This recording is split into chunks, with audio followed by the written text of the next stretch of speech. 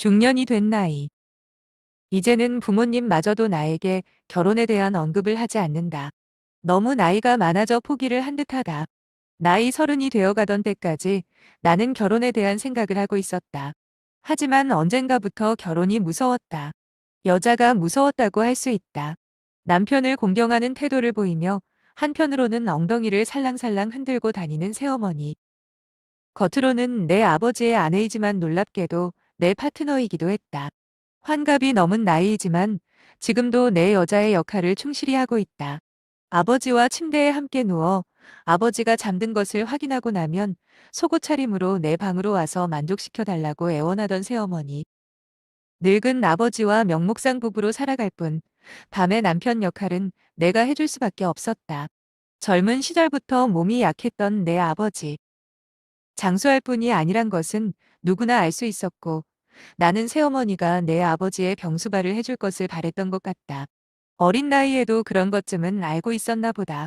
나의 친엄마는 내가 초등학교 5학년 때 불의의 교통사고로 생을 마감하셨다. 어린 나이에 엄마를 잃었지만 뭘 모르는 나이였기 때문에 큰 상실감은 없었던 것 같다. 엄마가 돌아가시고 무덤에 흙이 마르기도 전에 친가 식구들은 아버지에게 재혼을 종용하기 시작했다. 친가 어른들은 어린 나에게도 아버지에게 잘 말씀드리라고 했다.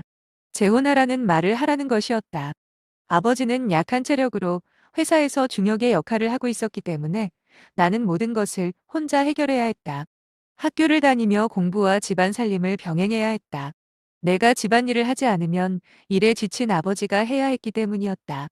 늘 피곤하고 몸이 좋지 않은 아버지가 회사에서 늦게 집에 들어오는 것을 볼 때면 나는 뭔가 모를 짠함을 느꼈기 때문에 아버지가 조금이라도 신경을 덜 썼으면 하는 바람이 언제나 마음속에 자리 잡고 있었던 것 같다. 대학을 가서 1학년을 마치고 아버지에 대한 걱정을 마음속에 품고 입대를 했다.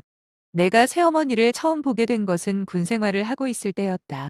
내 계급이 일병이었을 때 어느 일요일 오전 누군가 면회를 왔으니 윗병소로 나가라는 일찍하사의 말을 듣고 나는 의아함을 느낄 뿐이었다. 누가 나를 면회 온단 말인가? 대학 생활 1년 동안 그렇게 친하게 지낸 친구들도 없었고 데모에 참여도 제대로 하지 않아 제대로 된 대학 생활도 하지 못했던 나. 누가 면회를 온 것인지도 모른 채 나는 윗병소로 향했다. 윗병소에는 나의 아버지와 한 여자가 팔짱을 끼고 나를 기다리고 있었다. 아버지가 손가락질로 나를 가리키니 빙그레 웃으며 나를 바라보던 여인을 보며 나는 약간 놀랐다.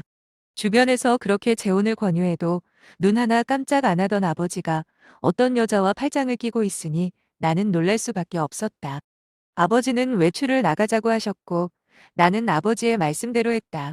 80년대 중반의 군 생활.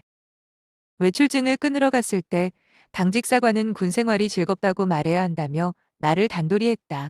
예, 알겠습니다. 이렇게 큰 소리로 대답을 하고 나와 윗병소 주차장에 있는 아버지의 차에 탔다. 함께 식사를 하며 아버지는 함께 온 여자분을 어머니라 부르라고 하셨다. 우물쭈물하고 있는 나에게 환한 웃음과 함께 말을 꺼내는 그 여자분, 내가 많이 부족해요. 아버지를 정성스럽게 모실 것이니 나를 받아주세요. 여린 듯하지만 당찬 말투, 반짝이는 눈으로 아버지와 나를 보며 이렇게 얘기했을 때 나는 약간 어지럽기도 했다. 아버지와 나이 차이가 많이 나는 듯 보이는 그 여자분에게 나는 제가 어머니라고 해도 될까요? 이렇게 말했고 정말 나를 엄마로 받아주는 건가요? 하며 환하게 웃는데 하얗고 고른 치아가 눈이 부실 정도였다. 새어머니는 나에게 환심을 사려고 많은 노력을 했던 것 같다. 나는 아들이 된 것이니 내가 잘해야 한다고 생각했는데 새어머니도 같은 생각을 했나 보다. 첫 면회 이후로 아버지와 새어머니는 자주 면회를 오셨다. 같은 내무반을 사용하던 내 전우들은 나의 면회를 함께 기다렸을 정도이다. 왜냐면 내가 면회를 나갔다.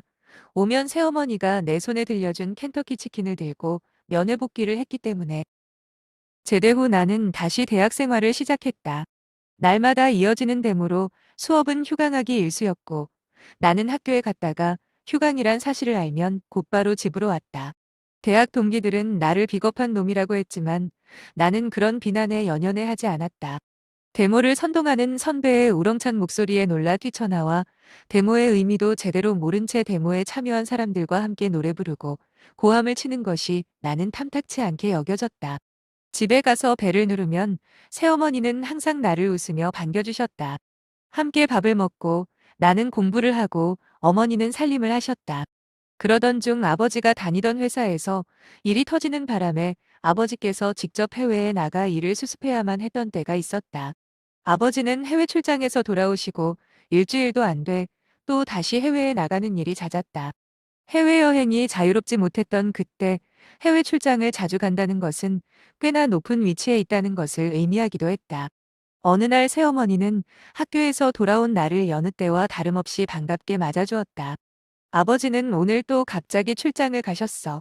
점심때쯤에 와서 짐을 들고 바로 가셨네. 이번에는 좀 길어질 거래. 새어머니의 말씀에 나는 고개를 끄덕일 뿐이었다. 저녁을 먹고 방에 들어와서 책을 읽고 있는데 아들, 오늘 엄마랑 술 한잔 어때? 하고 물었다.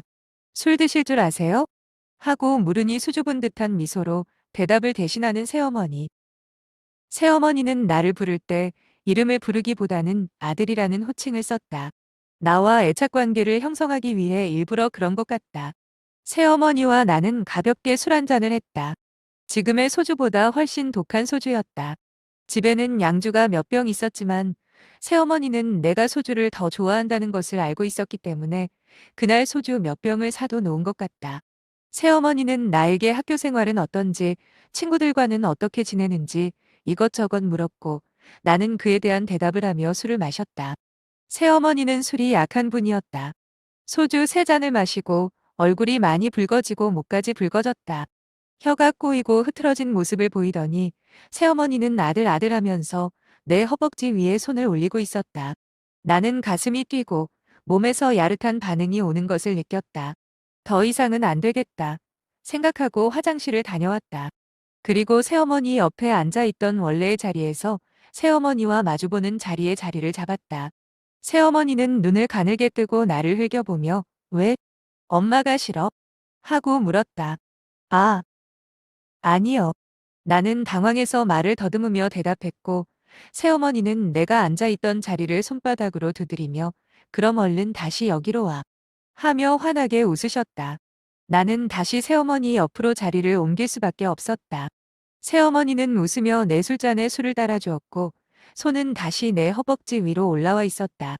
바지 앞이 부풀어 오르는 것을 어쩔 수 없었는데 새어머니가 눈치를 채지 못하기만을 간절히 바라고 있었다.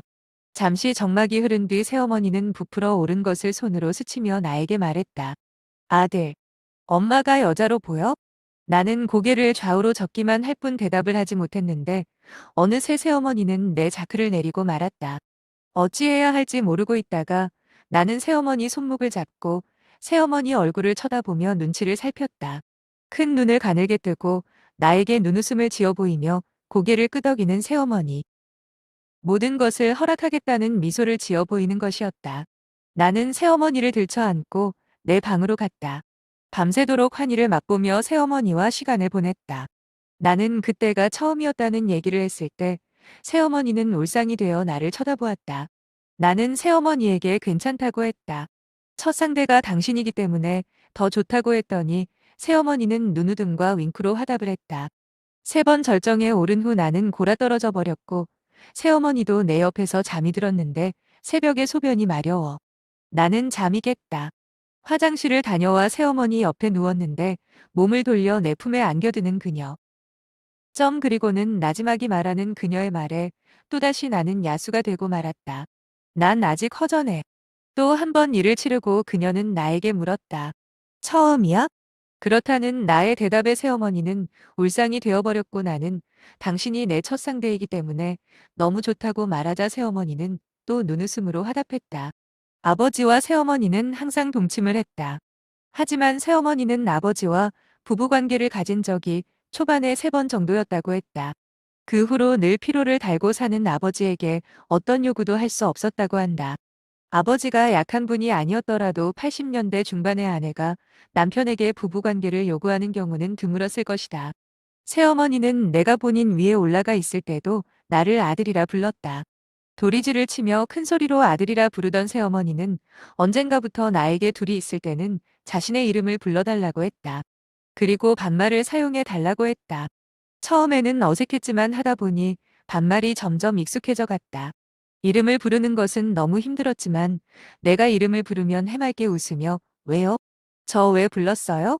하며 눈웃음을 치던 새어머니의 표정을 보고 싶어서 이름을 부르게 되고 이름을 부르는 것이 익숙해졌다. 처음에는 미숙해서 금세 끝나버리던 나도 어느새 조절을 할 수 있게 되었고 새어머니는 점점 실력이 좋아지고 늠름한 아들이 되어간다고 하며 나를 독려했다.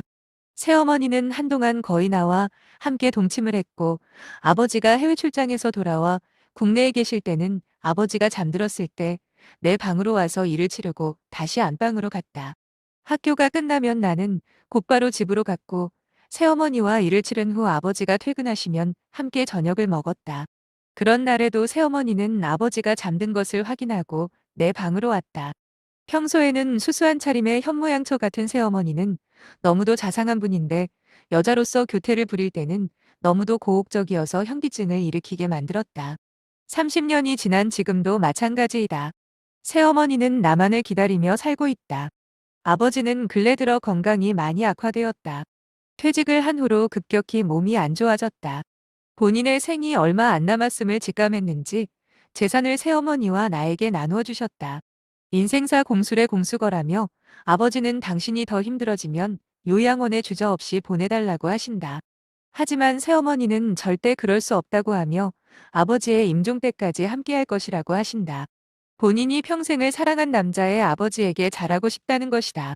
지금은 함께 살지 않지만 나는 새어머니와 함께 살게 될 날이 멀지 않았음을 알고 있다.